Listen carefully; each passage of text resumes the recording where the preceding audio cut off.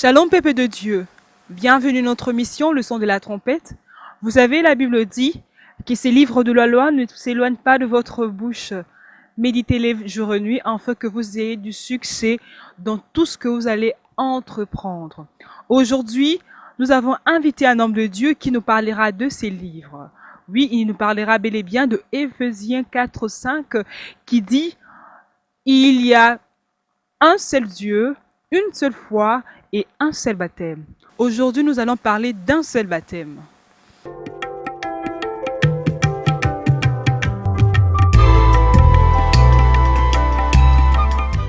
Shalom, peuple de Dieu.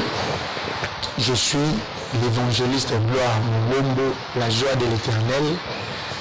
Je suis chrétien, membre de l'église Image de Je suis. Je suis responsable de l'église Image de Je suis Brazzaville et je suis fils spirituel de l'apôtre Saint Kabana Ngibabo Prosper. Alors, l'évangéliste Gloire Mungombo, la joie de l'Éternel, est marié. Je suis marié au docteur Dorcas Lagrace Mungombo. Je suis père d'une fille, Bisserdi Makita Mungombo. Alors, un petit parcours. J'étais né comme tout enfant et je fais mes études primaires, secondaires. Comme tout enfant, j'ai effectué mon parcours scolaire normalement et arrivé au terminal, c'est alors j'ai été appelé au ministère, donc j'ai été consacré serviteur de Dieu. Donc toute ma vie, toute mon expérience, je la vis, je la passe dans le Seigneur, dans l'œuvre de Dieu, car il m'a appelé trop jeune, même si je le suis encore. Donc dès que je quittais le terminal, directement, j'ai été appelé dans l'œuvre de Dieu et jusqu'aujourd'hui, nous évoluons dans le travail que le Seigneur nous a confié en tant qu'évangéliste, en tant que prédicateur, en tant que ministre de la parole. Alors, comment nous sommes venus à l'église, le Seigneur étant le maître des temps et des circonstances, c'est par l'une de nos grandes sœurs qui avait son ami qui priait déjà dans cette église et c'est par son intermédiaire que les hommes de Dieu étaient venus à la maison pour nous prêcher toute la famille et c'est comme ça que nous nous sommes retrouvés à l'église. Donc depuis lors, nous sommes à l'église depuis 97. C'est depuis 97 que nous sommes à l'église. Donc depuis lors, nous sommes là et nous évoluons avec le Seigneur. Donc voilà, d'une manière brève, ce que je peux dire en ce qui me concerne.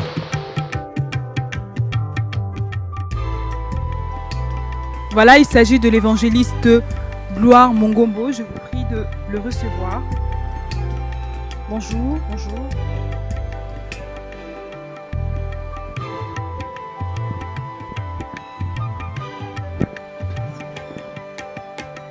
Bienvenue à notre mission, le son de la trompette. Merci beaucoup, merci pour l'invitation.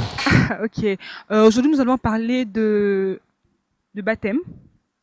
Parce qu'en Éphésiens 4:5, la Bible nous parle qu'il y a un seul Dieu, une seule foi et un seul baptême. Mais aujourd'hui, nous allons plus parler du baptême. Parce que là, on a passé sur, en fait, dans votre église, on a trouvé que non. Il n'y a pas le baptême d'eau d'abord. C'est plus le baptême du Saint-Esprit. Aujourd'hui, on a voulu vous inviter pour parler de ça. Qu'est-ce que vous pouvez nous faire comprendre par rapport à ces mots baptême? Et surtout, le vrai baptême. Le vrai. Merci madame pour l'invitation. Je salue tous les téléspectateurs, tous ceux-là qui ont eu la chance de nous suivre. Je demande que la paix du Seigneur soit votre partage. Alors par rapport à votre question, concernant le baptême. Avant d'entrer en détail, fournir toutes les informations nécessaires, je voudrais d'abord mettre les bases, mettre les fondamentaux. Parce que dans la construction, quand il faut construire, on commence d'abord par le fondement. Alors, je voudrais déjà mettre les fondamentaux qui vont nous aider, et ceux qui nous suivent à la maison, d'être fixés par rapport à tous les détails que nous allons donner en ce qui concerne le baptême. Ok, c'est bon, on vous écoute. Alors là, en ce qui concerne les fondamentaux, j'aimerais que nous puissions prendre, nous allons prendre Jean, l'évangile selon Jean, chapitre 6, le verset 63. Et puis nous lirons 2 Timothée chapitre 3, le verset 16. Donc les deux versets vont nous aider. Ce sont pour nous les fondamentaux. Ces deux versets vont nous fixer pour comprendre la pensée de Dieu par rapport au baptême. Alors Jean 6, 63, la Bible nous dit, c'est l'esprit qui vivifie, la chair ne sert de rien. Les paroles que je vous ai dites sont esprit et vie. Celui qui est en train de parler ici, c'est Jésus. Je récapitule pour la meilleure compréhension. C'est l'esprit qui vivifie, la chair ne sert de rien. Les paroles que je vous ai dites sont esprit et vie. Et puis je peux paraphraser le deuxième verset, 2 Timothée chapitre 3, le verset 16, la Bible dit tout simplement que toute écriture est inspirée de Dieu, utile pour corriger, enseigner. Donc voilà la partie 2 Timothée, combien je pas dit 2 Timothée chapitre 3, le verset 16. Okay. Toute écriture est inspirée de Dieu. Alors, les deux versets, le premier, quand Jésus dit, les paroles que je vous ai dites sont esprit et vie, en d'autres termes, il veut dire, tout ce que je vous ai enseigné, vous devez le comprendre en esprit. Cela a une signification spirituelle. Donc c'est ça déjà le cadre dans lequel nous allons évoluer. C'est-à-dire nous allons rester dans ces fondamentaux, que la parole de Dieu, on ne la comprend pas d'une manière charnelle, on ne la comprend pas d'une manière humaine. Comme il s'agit de Dieu, et la Bible nous dit que Dieu est esprit. Donc sa parole doit aussi être comprise en esprit. C'est ainsi que Jésus a dit, toutes les paroles que je vous ai dites sont esprit. Donc lui-même déjà le maître nous avait fixé par rapport à la manière dont nous devons comprendre sa parole. Alors, d'une manière brève, je vais expliquer le baptême. Et en ce qui concerne le baptême, je pourrais proposer aux téléspectateurs 3 versets bibliques. Je ne sais pas si vous permettez que nous puissions nous... Ok, c'est bon. Vous avez la parole. Donc, nous proposons 3 versets bibliques à nos téléspectateurs pour que nous puissions maintenant donner les différentes définitions en ce qui concerne les baptêmes. Et surtout que la question a été que nous puissions comprendre le vrai baptême. Alors, prenons le premier texte, Matthieu chapitre 3, le verset 11. Là, c'est Jean-Baptiste qui parle, pendant qu'il annonçait, il préparait le chemin pour l'arrivée du Messie. Alors la Bible dit, Matthieu chapitre 3, le verset 11, « Moi je vous baptise d'eau pour vous amener à la repentance. Mais celui qui vient après moi est plus puissant que moi, et je ne suis pas digne de porter ses souliers. Lui, il vous baptisera du Saint-Esprit et de feu. » Nous prenons Actes des Apôtres, rapidement, nous prenons Actes des Apôtres, chapitre 1er, et puis nous prenons le verset 5. Je lis, « Car Jean a baptisé d'eau, mais vous, dans peu de jours, vous serez baptisés du Saint-Esprit. » Et enfin, voilà le dernier verset qui va encore nous donner plus de précision. Éphésiens, Nous lisons Éphésiens chapitre 4, le verset 5. Et là, la Bible nous dit, il y a un seul Seigneur, une seule foi, un seul baptême. Je le récapitule pour une meilleure compréhension. Il y a un seul Seigneur, une seule foi, un seul baptême.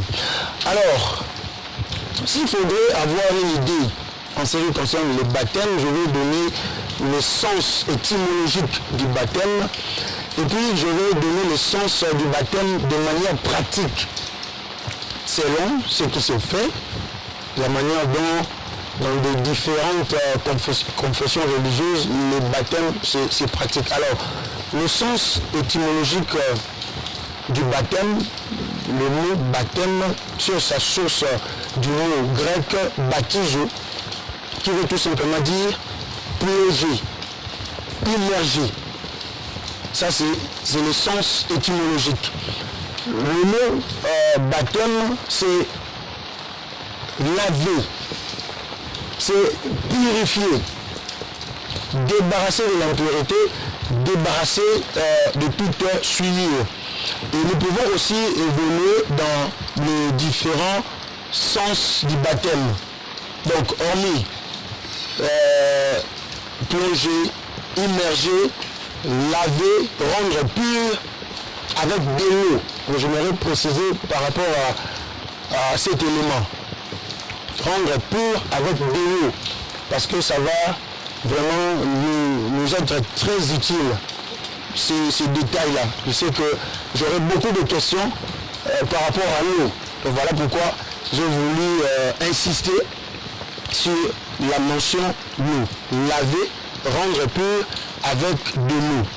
Alors, un autre sens du baptême, là maintenant je suis plus de manière pragmatique, la manière dont le baptême se pratique. Nous disons que le baptême, c'est le sacrement par lequel on devient chrétien. Sacrement par lequel on devient chrétien ou fils de Dieu. Donc par là, nous comprenons que sans passer par le baptême, personne ne peut se déclarer fils de Dieu. Donc pour être déclaré chrétien ou fils de Dieu, la condition sine qua non, c'est de passer par le baptême. Et aussi un autre sens rapidement, le baptême, nous disons, c'est aussi une cérémonie d'inauguration ou d'adhésion. Dans d'autres groupes, c'est-à-dire quand il y a un nouveau membre qui veut intégrer le groupe, pour que ce groupe-là le considère comme leur membre effectif, ils vont organiser, les anciens vont organiser une sorte de cérémonie pour procéder à l'adhésion de leur nouveau membre. Donc c'est aussi un sens de baptême, la cérémonie d'inauguration ou d'adhésion. Alors, le dernier sens du baptême, ça c'est plus par révélation, la manière dont le Seigneur a inspiré. Le baptême, c'est Dieu qui couvre l'homme. Parce que nous devons savoir que Dieu parle jusqu'à aujourd'hui. Alors, Dieu, comme il le parle, il a inspiré, le Seigneur a fait entendre sa voix, comment lui comprend le baptême. C'est-à-dire, quand nous définissons le mot biblique, quand nous définissons certains concepts bibliques, il faut aussi laisser l'espace à la voix de Dieu. Parce que le Seigneur aussi a sa manière de comprendre certains termes. Mais la Bible, c'est aussi la parole de Dieu. Oui, je n'en disconviens pas. La Bible, c'est la parole écrite de Dieu. D'ailleurs, les Grecs le différencient très bien. En ce qui concerne la parole de Dieu, il y a le logos et il y a le rhéma. C'est-à-dire il y a ce que Dieu a établi, il y a ce qui est écrit et il y a ce que Dieu dit en ce moment. Alors, cela nous pousse aussi à donner rapidement les différents types de baptême dans la Bible. C'est ce qui va nous aider à introduire le vrai baptême. C'est quoi le vrai baptême? Donc on ne peut pas d'emblée présenter le vrai baptême si nous ne donnons pas d'autres types de baptême que nous trouvons dans la Bible. Alors il y en a beaucoup. Nous avons retenu quelques types de baptêmes que nous allons énumérer rapidement. Alors, nous avons les baptêmes de Jean-Baptiste. D'ailleurs, quand j'ai commencé mon exposé, j'ai donné Matthieu chapitre 3, le verset 11, là où Jean-Baptiste lui-même disait que lui, il baptise d'eau. Il a défini sa mission. Je vous baptise d'eau pour vous amener à la repentance. Mon baptême, c'est pour la repentance. Mais après moi, il y a quelqu'un qui vient et lui aussi a son baptême. Et c'est ce qui fait déjà que selon les propos de Jean-Baptiste, il y a déjà deux baptêmes qui sont cités. Oui, c'est ça. Il y a le baptême que Jean propose ou donner en son temps. Et il y a aussi le baptême de celui dont Jean annonçait qu'il devait venir. Lui aussi avait un baptême à donner. Nous avons les baptêmes du genre chrétien. Ben, c'est le genre de baptême qui se pratique souvent dans des églises dites chrétiennes. Donc c'est ce baptême-là. Souvent, ça se fait pour les différencier avec d'autres baptêmes. On dit que c'est le baptême qui se fait au nom de Jésus. Le baptême du genre chrétien. Nous avons le baptême en la mort de Christ. Là, l'apôtre Paul le dit dans Romains chapitre 6, le verset 3 et le verset 4. Paul parle de chrétiens qui sont morts en Christ. Là, c'est chrétien. Oui. Il parle de ceux qui sont morts en Christ.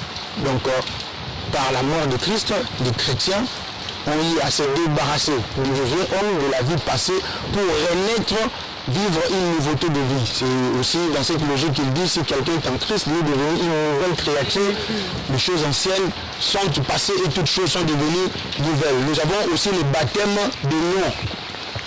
Dans la Bible, quand Dieu a donné le pouvoir à Adam de donner le nom aux êtres que Dieu avait créés, le nom aussi c'est un baptême. C'est aussi un autre type de baptême. D'ailleurs, dans le langage courant, il y a certains qui comprendront, même dans d'autres groupes, quand on sobriquait quelqu'un, on lui donnait un surnom, on disait dans le langage courant que nous l'avons baptisé. Donc le nom que nous portons c'est aussi un type de baptême.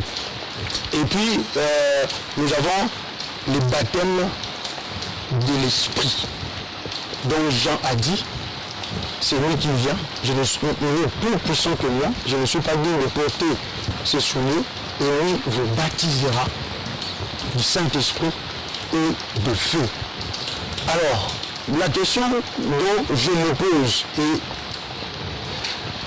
par rapport à tous ces différents types de baptêmes dont nous venons d'énumérer, mais la Bible précise, je pense que j'ai donné la référence, la Bible précise dans Ephésiens 4:5 qu'il y a un seul baptême. Maintenant, dans tous ces baptêmes que nous avons énumérés, quel est ce baptême-là? Quel est ce vrai baptême-là dont tous nous devons recevoir pour avoir accès à la famille de Dieu, pour être appelé fils de Dieu? Parce que je venais de le dire tantôt, sans passer par le baptême, on ne peut pas être appelé fils de Dieu. Donc, en énumérant tous ces baptêmes, je vais conclure le baptême, l'unique, le vrai baptême que nous devons recevoir pour être appelés fils de Dieu, conformément à cette parole de l'Écriture qui dit à tous ceux qui l'ont reçu, à tous ceux qui croient en son nom, il leur a donné le pouvoir de devenir enfants de Dieu. Alors pour devenir enfants de Dieu, l'unique baptême, le vrai que nous devons recevoir, c'est le baptême de l'esprit et de feu dont Jean-Baptiste a évoqué, et c'est le même baptême dont la Bible dit qu'il y a un seul baptême. Alors, les autres formes de baptême que nous avons précitées, je dirais que ça expliquait de manière symbolique l'unique baptême que les hommes sont censés recevoir pour être appelés fils de Dieu. Voilà, de manière brève, ce que je peux dire, l'idée que je peux donner du baptême avant que nous puissions encore étaler par les questions que vous allez nous poser. Vous avez dit que non, d'autres baptêmes là, ça symbolisait seulement, mais la question est que, est-ce que ce n'est pas nécessaire? Ce n'est pas Pourquoi nécessaire. je dis ça? Parce Ok. que, excusez-moi de vous reprendre la parole, Pas de problème. l'apôtre Pierre, quand il était parti dans la maison de Corneille, après avoir l'enseigné, il était baptisé du Saint-Esprit, bien sûr, mais il a dit, comme tu as reçu la parole, tu as écouté la parole, et puis tu as reçu aussi le Saint-Esprit, pourquoi pas t'introduire encore dans l'eau? Donc, t'es baptisé d'eau maintenant. Donc, pour dire que c'était aussi nécessaire, malgré que Corneille avait reçu le Saint-Esprit, parce qu'il avait reçu le Saint-Esprit, la Bible dit bien que non, quand il écoutait l'enseignement, et puis d'un coup, il y a eu un vent, et puis Corneille et sa famille avaient reçu le Saint-Esprit. Mais l'apôtre Pierre a dit, même si tu as reçu le Seigneur, pourquoi pas te plonger encore dans l'eau, comme notre Seigneur Jésus nous avait montré. Vous voyez, donc tous les apôtres suivaient la marche de Jésus. Jésus leur avait montré le baptême d'eau depuis Jean-Baptiste, donc ils continuaient toujours avec cette allure. Mais moi, ma question est que quand je suis venue dans votre église, j'ai trouvé que non, il n'y a pas le baptême d'eau. Donc pourquoi vous l'avez un peu écarté et donc c'est un peu, ce n'est pas nécessaire ou soit il y a autre chose. Merci madame pour cette très bonne question. Je vais vous faire revenir sur les fondamentaux. Alors déjà, les fondamentaux disent, Jésus dit, le maître de l'œuvre, le père de la foi que nous professons dit, tout ce que je vous ai dit sont esprit et vie. Et Jésus est catégorique par rapport à cela. Alors, en parlant de l'esprit, dans l'esprit, il n'y a pas de symbolisme. Pour donner encore plus de détails par rapport à votre question, oui, Pierre était arrivé chez Corneille par la volonté de Dieu. Nous connaissons comment le Seigneur avait créé la circonstance pour que Pierre se retrouve chez Corneille et qu'il le prêche avec sa famille. Et après avoir prêché, Corneille ainsi que toute sa maison ont reçu le Saint-Esprit. Et dans Actes des Apôtres chapitre 10, le verset 47, quand d'autres Juifs sont venus, ils ont trouvé ceux qui avaient reçu le Saint-Esprit en train de parler en langue. Et Pierre leur dit, est-ce qu'il est interdit que nous donnions le baptême de l'eau à ceux qui ont reçu le Saint-Esprit? Pourquoi Pierre l'avait dit?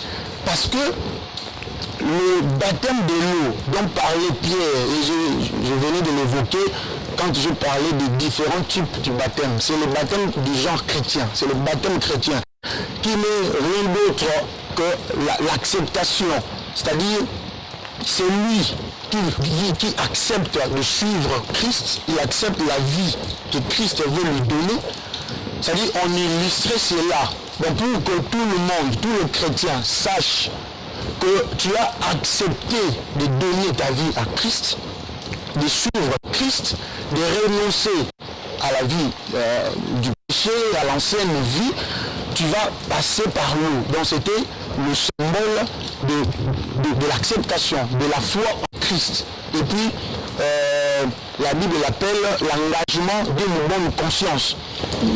C'était dans la volonté de Dieu. C'était dans la volonté de Dieu que cela se faisait. Mais le problème était quoi? Cette tradition était liée au temps. C'est-à-dire, Dieu fonctionne dans le temps. Et quand Dieu vient se révéler dans le temps, il impose ou il propose une manifestation. Il propose une manière de faire qui est aussi liée au degré, au niveau de la connaissance des gens de ces temps-là. C'est-à-dire, malgré qu'ils ont reçu le Saint-Esprit, mais s'ils passaient encore par l'eau, je dirais c'était par rapport au niveau de leur connaissance. Parce que, je vous le dirai, il y a un autre apôtre qui n'était pas physiquement avec Jésus. Il s'agit de l'apôtre Paul, bien sûr. Quand il est venu, il dit lui-même, ce n'est pas pour baptiser que Christ m'a envoyé. Il parlait de quel baptême? Il parlait de ce baptême d'eau. Il dit, ce n'est pas pour vous amener dans l'eau que Christ m'a envoyé. Christ m'a envoyé pour prêcher l'évangile. Mais le même Paul, si vous lisez dans Actes des Apôtres chapitre 16, quand il voulait enrôler Timothée dans son équipe, comme tout le monde savait que Timothée avait des parents pieux, attachés au judaïsme, tout ça, alors Paul était obligé, quand même il savait que par rapport à la connaissance de Dieu qu'il avait, Pour lui, ce n'était plus important que les gens passent dans l'eau après avoir reçu le Saint-Esprit. Déjà, quand je prêche, d'ailleurs la Bible le dit dans Ephésiens 1:13, c'est Paul lui-même qui dit, vous aussi, après avoir entendu l'évangile du salut, vous avez cru et vous avez été scellés du Saint-Esprit. Donc nous voyons même comment le Saint-Esprit se donne. Donc quand la parole se prêche et que vous manifestez la foi à cette parole-là, donc c'est comme si vous êtes passé par ce taux-là du baptême. Et là, en ce moment-là, l'eau devient la parole de Dieu. L'eau devient la parole qui vous purifie de toute mauvaise conscience. Le fait de croire à la parole qui est annoncée, qui est prêchée, c'est-à-dire vous acceptez la vie que Christ vous propose. Donc voilà ce que je peux dire par rapport à votre question. Merci. Je ne suis pas seule ici, je suis avec moi, je suis avec deux participants. Je crois que chacun a sa question. Donc on commence par oui, vous avez le micro. Au fait, je suis le frère Juvens. Ma question est celle-ci. Il est écrit dans le livre d'Apocalypse, ne retranchez rien, n'ajoutez rien dans ces livres. Alors, concernant le baptême, l'évangéliste a soulevé, il y a un verset de base dans Éphésiens 4, 5. verset 5. Donc, l'évangéliste a soulevé sur un seul baptême. C'est les Écritures. Mais le même apôtre Paul aussi dans Ephésiens 5, 26, il a dit, afin, si je peux lire, je lis au nom du Seigneur, afin de la sanctifier par la parole, après l'avoir purifiée par le baptême d'eau. Donc, il nous insiste qu'il y a un baptême d'eau. Le même apôtre Paul a dit encore dans 1 Corinthiens chapitre 13, nous connaissons qu'en partie. Donc, c'est là que je vois que l'apôtre Paul, il y a certaines choses, il nous révélait, par rapport à un temps ou par rapport à un passage à un milieu ou une église, une assemblée qu'il passait, il révélait aussi certaines choses qu'il trouvait là. Et en Matthieu chapitre 3, comme l'évangéliste a bien précisé, le Jean-Baptiste, qui est le préfigure de Élie, Jean-Baptiste a dit que vous serez, je vous baptise d'eau. Mais c'est lui qui est plus grand que moi, c'est lui qui vient après moi, que je ne suis pas capable de délier le soulier, ses souliers. Il vous baptisera de l'esprit et du feu. Donc là, on précise deux choses, deux caractéristiques de baptême, l'esprit et du feu. Donc on pense bien qu'il y a encore un baptême de feu, en dehors du baptême de l'esprit et d'eau. Donc ça nous laisse perplexes par là. Donc, je suppose que le baptême d'eau, comme Christ a passé par là, est aussi très important. Parce qu'aujourd'hui, il y a une majorité de chrétiens, donc à 70 à 80% des chrétiens ont passé par ce baptême. Et il y a aussi le grand homme de Dieu qui nous enseigne ce baptême. Je ne dis pas que l'évangéliste n'a tort à ces points, mais du moins, le baptême d'eau est très important. Le baptême d'eau est très important, mais le baptême d'esprit, si peut-être je peux entrer dans ma pensée, c'est les baptêmes que le Christ souligne, que Dieu souligne que nous devions tous passer par là. Mais le baptême d'eau est aussi important parce que notre prototype qui est Christ a passé par ces baptêmes. Je crois que je m'arrête là pour cette question. Merci. Très bonne question. Merci beaucoup, mon frère, pour cette question. Alors, comme l'apôtre Paul a été évoqué, cité, je vais lire une portion des Écritures concernant le témoignage que l'apôtre Pierre rend sur son collègue dans le ministère, l'apôtre Paul. Nous sommes dans le livre de 2 Pierre chapitre 3, le verset 15 et le verset 16. 2 Pierre 3, 15 et 16. Je lis. Croyez que la patience de notre Seigneur est votre salut. Comme notre bien-aimé frère Paul vous l'a aussi écrit, selon la sagesse qui lui a été donnée. Je souligne ici, selon la sagesse qui lui a été donnée. Donc Pierre reconnaissait ce que j'avais évoqué avant, cette dimension-là. de la connaissance élevée, qui nous pousse à comprendre certaines choses de manière approfondie. Pierre l'a reconnu pour son collègue. Selon la sagesse qui lui a été donnée, écoutez la suite, c'est ce qu'il fait dans toutes les lettres où il parle de ces choses, dans lesquelles il y a des points difficiles à comprendre. Un apôtre qui reconnaît que son collègue, dans son enseignement, il y a des points difficiles à comprendre. C'est très important ce que nous sommes en train de dire. Des points difficiles à comprendre. Le problème c'est quoi? Le niveau de la connaissance qu'avait l'apôtre Paul. Imaginez quelqu'un qui dit avec toute simplicité, je connais même, qui fait raver jusqu'au troisième ciel, il a entendu des choses dont l'oreille humaine ne peut entendre, tout ça. Il parlait de lui-même. Vous voyez déjà, c'est le niveau élevé de la spiritualité, quand bien même il a reconnu que nous connaissons en partie. Donc déjà, avec toute humilité, nous pouvons comprendre, affirmer que Pierre et Paul n'avaient pas le même niveau de la connaissance. D'ailleurs, Paul le dit encore que j'ai travaillé plus que eux tous. Il a dit j'ai travaillé plus que eux tous. Je continue la lecture. Qu'il y a des points difficiles à comprendre, dont les personnes ignorantes, c'est la Bible qui le dit. Donc si aujourd'hui il y a des gens qui font des choses par ignorance, c'est pas moi qui le dis, c'est la Bible. La Bible reconnaît qu'il y a des personnes ignorantes. Prêchant, se tenant devant la chair, conduisant des foules, des grands hommes de Dieu entre guillemets, je le dis avec simplicité d'esprit, comme mon frère venait de dire, des grands hommes de Dieu qui ont eu à enseigner. Cela ne veut rien dire. Avoir beaucoup d'années dans le ministère, drainer des foules, par rapport à ce que nous sommes en train de dire ici, cela ne veut rien dire.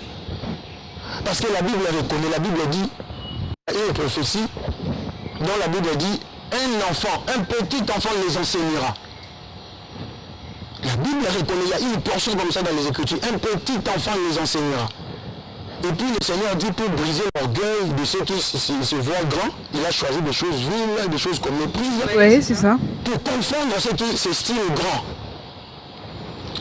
Donc ici, il ne s'agit que de la parole que nous sommes en train de défendre. Je ne suis pas venu élever quelqu'un de chair qui a le monopole de la connaissance, non. Mais simplement nous devons comprendre, en ce qui concerne le temps, par rapport à ce que Dieu donne au temps, comment les choses doivent être prises, comment les choses doivent être comprises. Je reviens sur ce que mon frère a dit, qu'il est écrit dans le livre d'Apocalypse, ne retranchez pas, n'enlevez pas. On n'a rien enlevé. Tout ce que j'ai dit, nous les avons trouvés dans la Bible. Or, seulement, on n'a pas retranché, on n'a pas ajouté, mais on a compris les choses d'après l'esprit, car toute écriture est inspirée. C'est-à-dire, dans tout ce que la Bible propose, il y a une pensée de Dieu cachée derrière. Quand la Bible parle de l'arbre, madame, il ne s'agit pas de l'arbre naturel. Il faut maintenant chercher à comprendre derrière cet arbre-là dont la Bible a présenté, qu'est-ce qui se cache. Ouais, si je pourrais ajouter, c'est comme l'unique Éthiopien qui lisait la parole. Sans pourtant comprendre, merci. Philippe lui a dit, est-ce que vous comprenez ce que vous lisez? Et j'aimais sa réponse, comment je vais comprendre? S'il n'y a personne pour me guider, je n'ai pas l'Esprit de Dieu. Donc c'est le Saint-Esprit qui nous... Voilà. Voilà pourquoi j'avais dit dans mon introduction, Dieu parle jusqu'aujourd'hui. Il faut écouter Dieu. Il faut laisser la place à la voix de Dieu. Donc on n'a rien ajouté, mais seulement l'Esprit de Dieu nous a aidé à comprendre les choses selon l'Esprit, selon lui. Le frère a évoqué le baptême d'eau, que Jésus est passé par le baptême. Je viens de l'expliquer. Ok. Apocalypse 17. Apparemment le frère n'est pas satisfait. Évangéliste. Et puis je vous donne un autre verset, mon frère. Je vous donne un autre verset avant que vous continuiez. Vous avez parlé de la sanctifier, parler de la parole. Mais prenez Jean 17. C'est Jésus lui-même le maître qui dit, sanctifie-les par ta vérité, car ta parole est la vérité. C'est-à-dire, si Paul évoque le baptême de l'eau qui doit sanctifier, Paul voulait tout simplement parler de la parole. Parce que Jésus dit, sanctifie-le par ta vérité, car ta parole est la vérité. Et puis la Bible dit encore que tout est sanctifié par la parole et par la prière. Et pour terminer, je termine par là. Oh, c'est fort ça. Ok. Il a évoqué le baptême de l'esprit et de feu. C'est très important ce qu'il a souligné là. Mais qu'est-ce que la Bible dit? Voilà, je ne sais pas, là où j'ai ajouté, madame, vous pouvez m'aider à la fin de l'émission. Dites-moi clairement, maintenant, cher évangéliste, vous avez ajouté des choses à la Bible. Non. N'est-ce pas que la Bible nous dit la parole de Dieu n'est pas un fait dévorant? Bien sûr. La parole de Dieu, Dieu compare sa parole au feu. C'est-à-dire quand on parle de l'esprit et du feu, mais ce feu-là n'est rien d'autre que la parole de Dieu. C'est-à-dire l'esprit marche ensemble avec la parole. Tu reçois la parole, tu crois la parole et tu es scellé du Saint-Esprit. Qu'est-ce qu'il y a de L'unique baptême là, c'est un baptême qui est spirituel. Bien sûr, la parole est spirituelle. Que nous devons être baptisés spirituellement. Mais la parole de Dieu, évangéliste, la parole de Dieu aussi, malgré qu'il est spirituel, il est esprit. Mais le chose de Dieu a aussi deux formes. Hein? A deux formes, a deux volets. Le volet physique et le volet spirituel. Malgré qu'on peut s'échapper au volet spirituel, mais le volet physique aussi est très important dans le chose de Dieu. Je vous réponds par rapport à votre préoccupation. Il y a des circonstances, il y a des points où la chair est importante. Parce que pour que l'esprit travaille, il a besoin du support. Il y a des points où la chair est importante. Mais attention, en ce qui concerne la parole de Dieu. Je rentre aux fondamentaux. Toute parole, même quand vous m'avez vu fractionner le pain, comprenez-le en esprit. Quand vous m'avez vu laver les pieds des disciples, comprenez-le en esprit. Quand vous m'avez vu guérir Bartimée, comprenez-le en esprit. J'informe à ceux qui me suivent.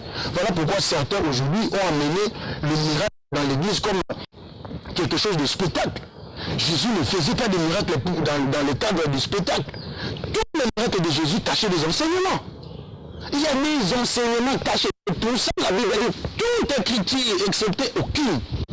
Toute écriture est inspirée. C'est-à-dire qu'il y a une pensée de Dieu qui se cache. Maintenant, c'est la grâce que nous avons eue par Dieu, par le Saint-Esprit, en ce temps, c'est seulement prendre les choses comme l'Esprit veut que nous le comprenions. Ok. Donc, je voulais donner ce verset, Hébreux 5, 12. Vous, en effet, qui, depuis longtemps, deviez être des maîtres. Vous avez encore besoin qu'on vous donne les premiers rudiments des oracles de Dieu. Vous en êtes venus à avoir besoin de lait et non d'une nourriture solide. Mon frère, qu'est-ce que nous comprenons par là? L'auteur qui a écrit sans poser les... C'est-à-dire, le verset qui a conduit sans poser de nouveau le fondement sur le baptême, commence d'abord par un mécontentement. Mais vous devez être des maîtres, c'est-à-dire votre connaissance devait grandir. La promesse que Dieu a faite à Daniel 12, 4, j'avais donné le verset, celle de cette prophétie, plusieurs la liront au temps de la fin et la connaissance augmentera. Et Paul dit dans Philippiens 1, 16, ce qui m'est arrivé a contribué au progrès de l'évangile. Donc Paul reconnaissait, selon le fil du temps, la connaissance augmentée. D'accord, merci l'évangéliste. J'ai vu que la matière est encore là. Donc l'évangéliste a beaucoup à dire, faute de temps. Même si les gens qui nous suivent, l'évangéliste est là, il veut revenir, mais ça dépend que de vous. Donc le numéro est là, affiché en bas de votre écran. Appelez et puis commentez sur ces numéros. Voilà, nous sommes arrivés à la fin de notre émission. Là, je donne la parole à l'évangéliste pour le mot de la fin. Bon, pour le mot de la fin, je dirais en 2 mots, pour devenir fils de Dieu, la condition sine qua non, c'est de recevoir l'unique et le vrai baptême.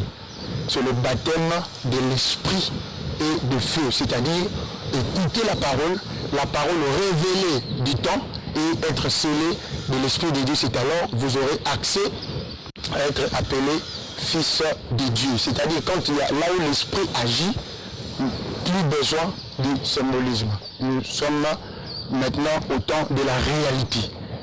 Alors pour ceux qui veulent me contacter, pour de multiples besoins, d'édification, d'encadrement spirituel, de prière, d'exhortation ou de partager encore la parole de Dieu comme la journaliste venait de le dire. Vous pouvez me contacter, nous sommes sur Facebook, Gloire Mongombo. Et puis, nous avons une page Facebook, Gloire Mongombo Ministries. Vous pouvez nous écrire. Et sur Instagram, c'est aussi Gloire Mongombo. Et nous sommes aussi sur WhatsApp. Alors, sur WhatsApp, nous sommes au numéro plus 242 05 378 91 17. Ça, c'est pour le français, pour ceux qui sont au Congo-Brazzaville, parce que c'est là où je travaille. Plus 242 05 378 91 97. Ça, c'est mon numéro WhatsApp et le numéro que j'utilise à Brazza. Et pour les Belges, nous disons plus 242 05 378 91 97. Et puis j'ai aussi un autre numéro pendant que je suis encore ici à Kinshasa, c'est plus 243 89 36 29 927. Que Dieu vous bénisse. Voilà, merci. Voilà, c'était l'évangéliste Gloire Mongombo des Brazzaville. Nous sommes arrivés à la fin de notre mission. Nous disons merci à notre Seigneur de nous avoir donné cette opportunité d'être là, car sans lui, nous ne pouvons rien. Mais avec lui, nous ferons des espoirs. Merci à l'homme de Dieu, prophète Eli Choba, pour la prière. Merci aussi à nos participants. Merci à l'invité, l'évangéliste Gloire. Merci. Merci aussi à nos participants. C'était l'évangéliste Arnold Pissoulou et le frère Juvence Longele Bosenge. Voilà. Je dis aussi merci à l'équipe technique qui nous a accompagnés à réaliser cette émission. Je vois aussi de l'autre côté ma maquilleuse Noblesse Kipa. Je vois aussi ma coiffeuse. Je vois mon habilleuse. Je vois tout le monde qui nous suivent de partout. Et je profite pour dire joyeux anniversaire à Belle-Fille Yonfou Warren qui fête son anniversaire aujourd'hui. Donc c'est son mois. Je dis joyeux anniversaire. Je dis aussi merci à Madame Valardi pour l'espace. Nous sommes bel et bien à la Villa sur l'avenue Eastby, croisement Saint-Luc. Merci à tout le monde qui nous a suivis aujourd'hui. Je dis shalom.